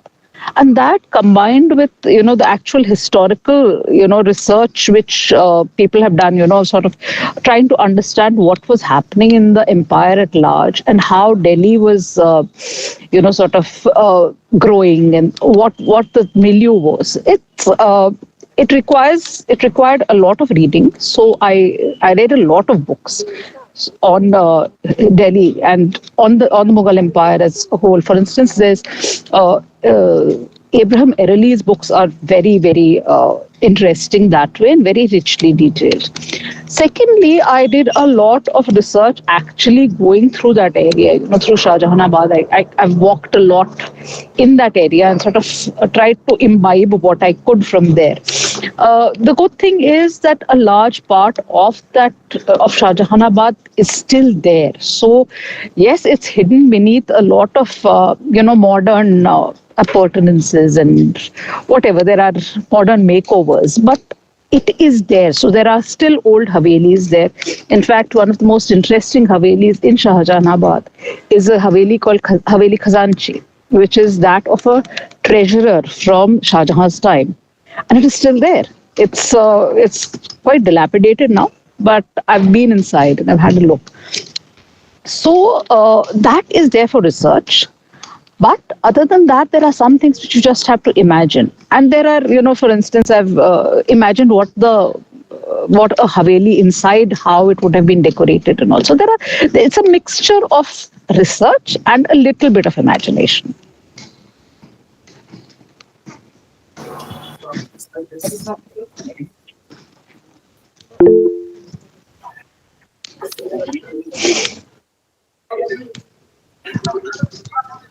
Please introduce yourself. Good afternoon. My name is Kiran. I'm PhD scholar over here. So, ma'am, I'm listening to you, and it seemed like a very interesting personality. I was going through your background, like you were an IPS officer before. So, my question is, why? When did you realize writing a book? How did you get into it? How did I get? I'm sorry, your voice is breaking a little bit. What was the last bit you said? How did I get into writing? How did you realize writing books, become a writer?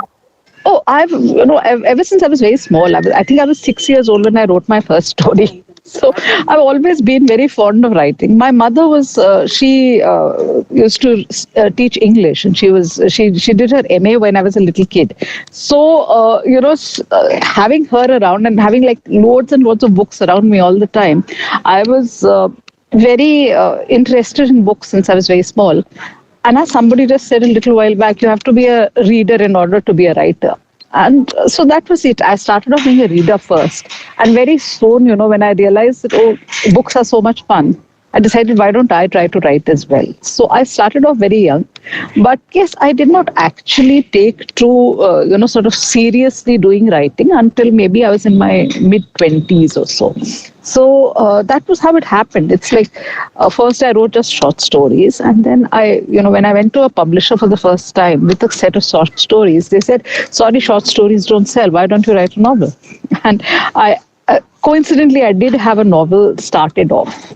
So I worked on that, and that happened to be my first novel published, which was The Englishman's Cameo. And that's how it happened. It's sort of a slow process, but yes, it was sort of, I think it was inevitable given that I've been so fond of books since I was very small. So I think it just sort of flowed.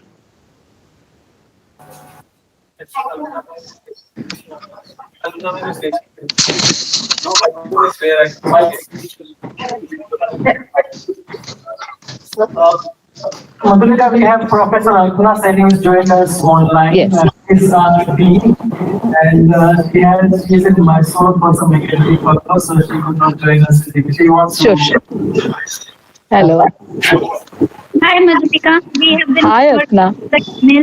and I had to be in Mysore for a lecture today. And today in my lecture, we were discussing this thing about like an author expecting a reader to do something. Does that happen with you, that you have a reader in mind, particular kind of reader with certain aspirations or qualities or thought processes, or is it a reader in general, or is it a reader some kind of knowledge about the area you're writing in? So I'm just thinking about, as an author, do you have a particular kind of reader in mind, or is it just for everyone? I think that actually changes from genre to genre. Like for instance, I write in several different genres. So there are some genres where, like for instance, if I'm writing contemporary fiction, I'm happy to sort of be catering to anybody. But when I'm writing historical fiction, and especially historical detective fiction, then I am catering to somebody who is interested in history. I've had lots of people come to me and say, I read your novel, I read your Muzaffar Jung novels, but there's too much history. And I say that is the whole point of a historical detective novel, that you should be interested in history. I mean, don't go into it thinking that it is a thriller. It is not a suspense thriller. It is a detective novel. I try to sort of keep it suspenseful, and I try to sort of put in some bit of thrill.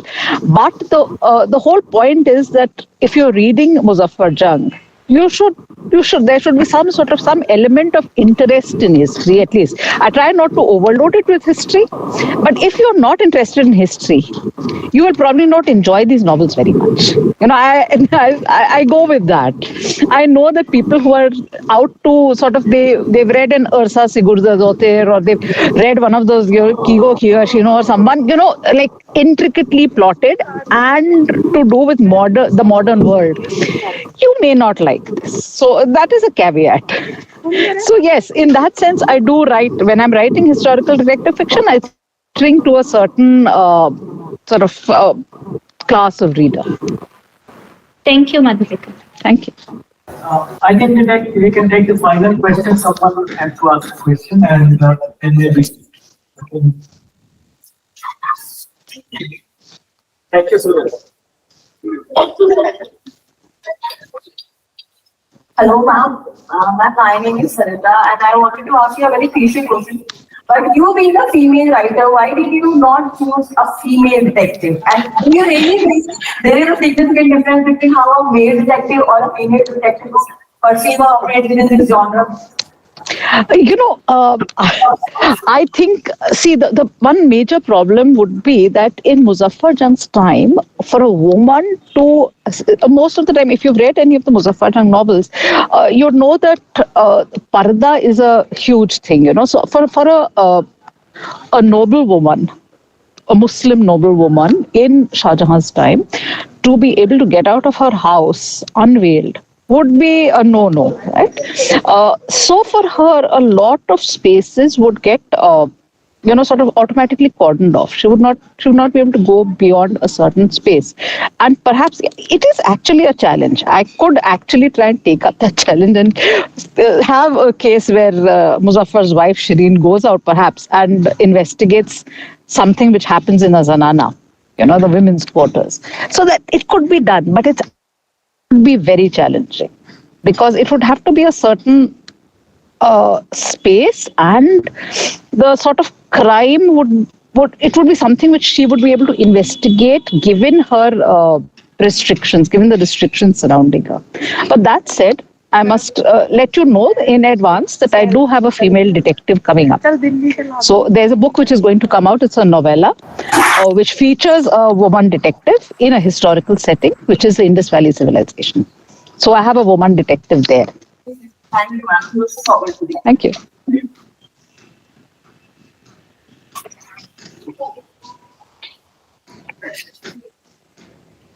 Thank you, Madhulika. Thank you. I think we have been sent a gesture to now bring it to an end. But this was a wonderful conversation, and personally, I would like to thank you. I could know more about the writing process, and you have a very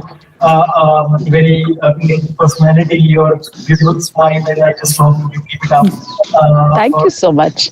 Readers and all the people who interact with you in future also. And also, I would like to express my thankfulness to Dr. Krishna. He's mainly from Himachal, ma'am. He especially come for the event. This is something which we consider a great favor, because coming to this particular was slightly challenging, but nevertheless we push people to come and join us, and we hope that Monika, you would also in future would visit. Yes, We will interact I would love to. with us in physical mode, because yes, that would be wonderful. And above all, I would like to appreciate the Department of English and its students for organizing this wonderful event. And we are looking forward to a couple of days with fun activities, as well as a lot of suspense and detection, hopefully, and deliverance of justice, as you started at the beginning. Thank you very much for joining us for this panel discussion. We end it here. Thank you, Madhulika. Thank you so much. I've had a wonderful time, and very, very best wishes for future editions. Thanks so much for having me here. Thanks.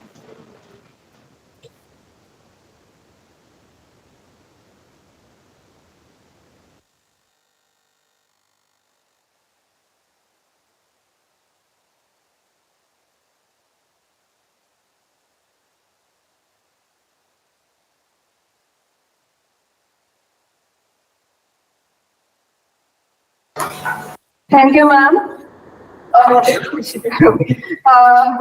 Thank you, Dr. K.V.S. Krishna and Dr. Prithviraj, for being part of the panel discussion, and thank you to Madhulika for joining in absentia.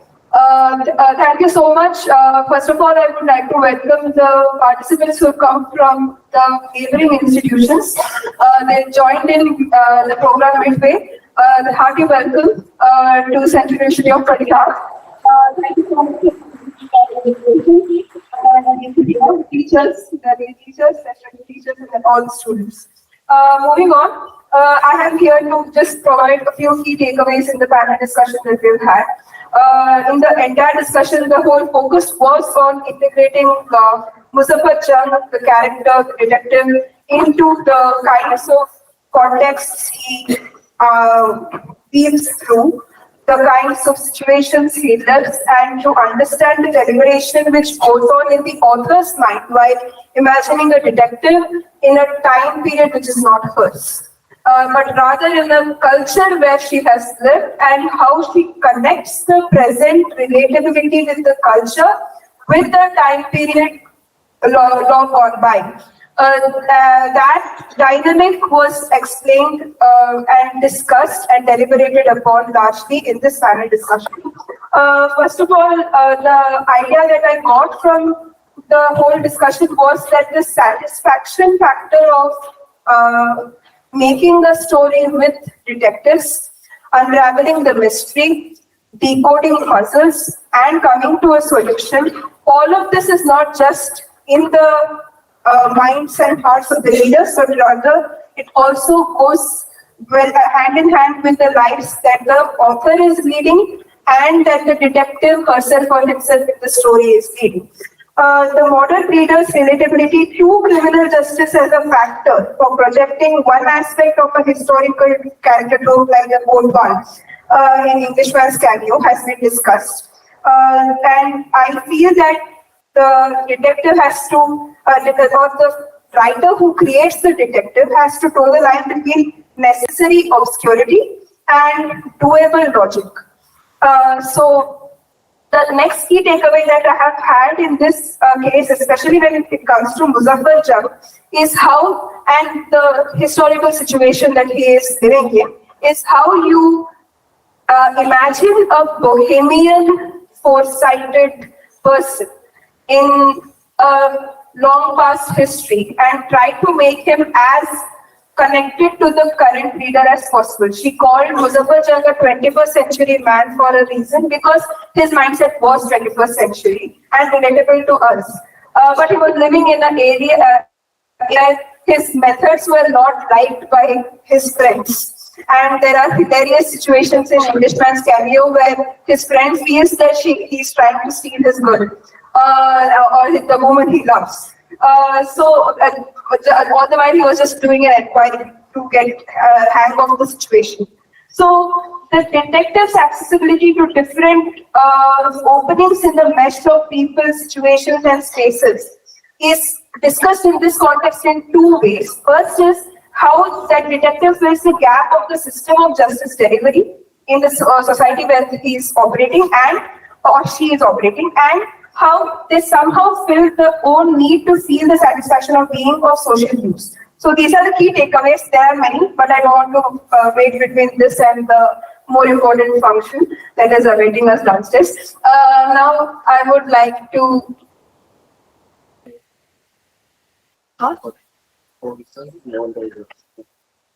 Yes. All the events that we are now going to unravel in front of us. This is sponsored by CHD Consultants, Bathinda, and their kind contribution has enabled us to imagine an event which has gone beyond the breadth of what we had initially planned. And hopefully we will be able to deliver it as we have planned. And please be there patiently for us and in advance. Yes, and thank you so much. And the schedule of the events briefly. Today, after this session ends here, we will be having a break, a small break, and then we will move on to the afternoon session, which starts exactly at 2 p.m. in the activity hall downstairs. There will be the Crack the Crime Code quiz, the finals, if I am not wrong, which will be held first. Then there will be a cultural evening between 3:30 p.m. to 5 p.m. Where lots of exciting things are waiting for you.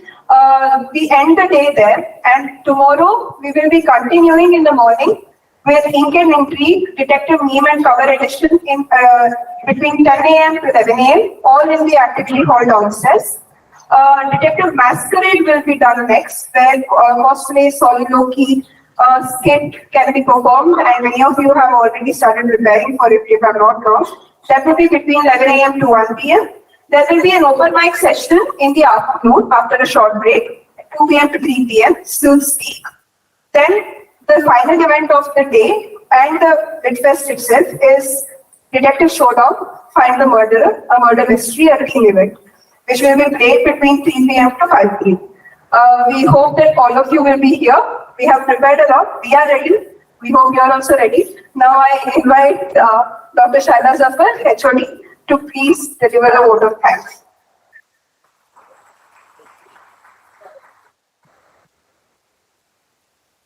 Right.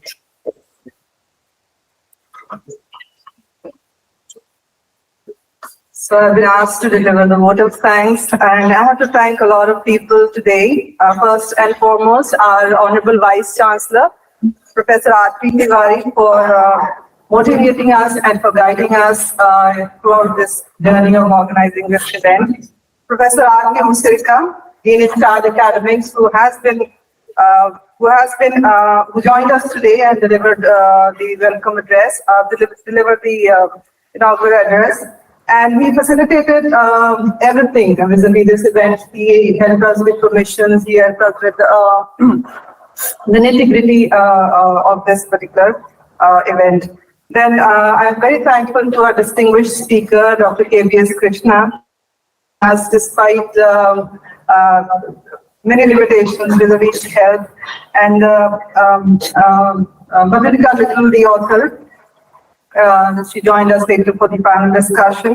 We are thankful to Dr. Prithviraj for helping us executing this panel discussion in such an interesting manner and very successfully. Thank you very much, sir.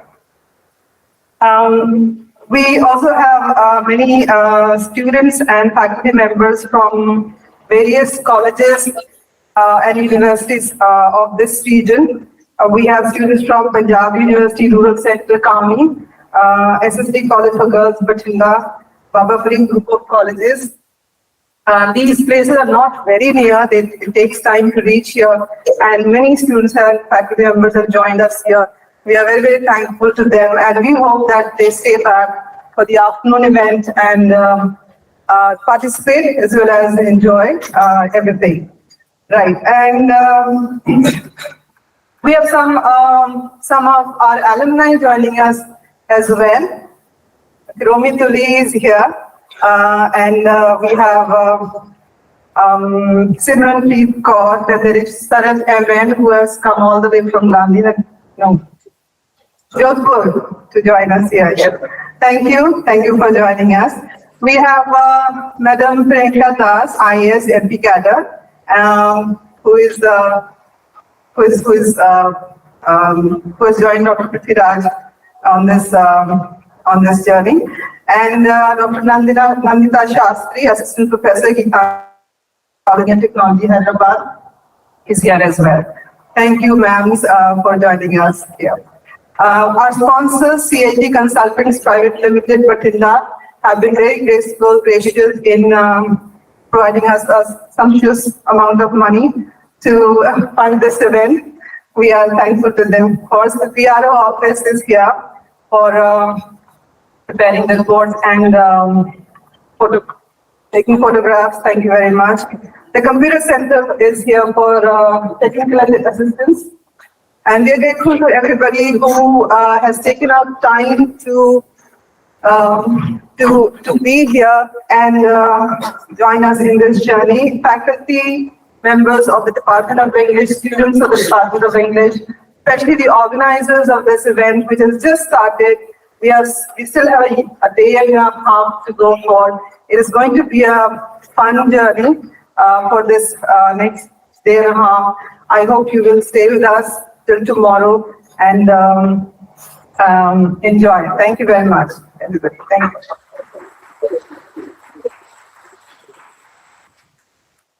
Well, with this, we come to the end of our morning session. I request all of you to join us for tea, and I request all of you to join us for the coming programs as well, the afternoon session and the cultural evening as well. Thank you so much, ladies and gentlemen, and please enjoy the retreat first.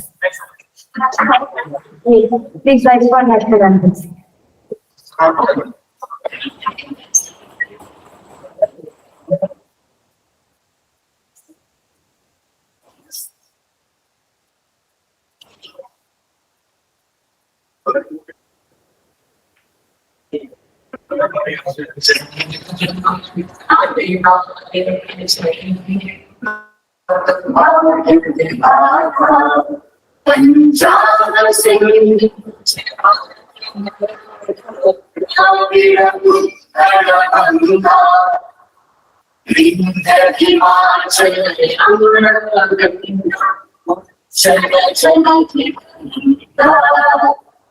तव शुभ नामे जागे तव शुभ आशीष मांगे गाहे तव जय गाथा जय भाग्य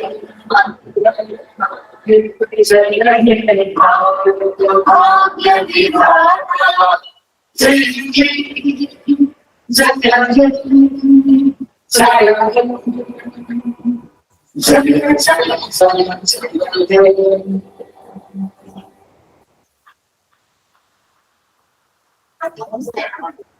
Thank you, everyone.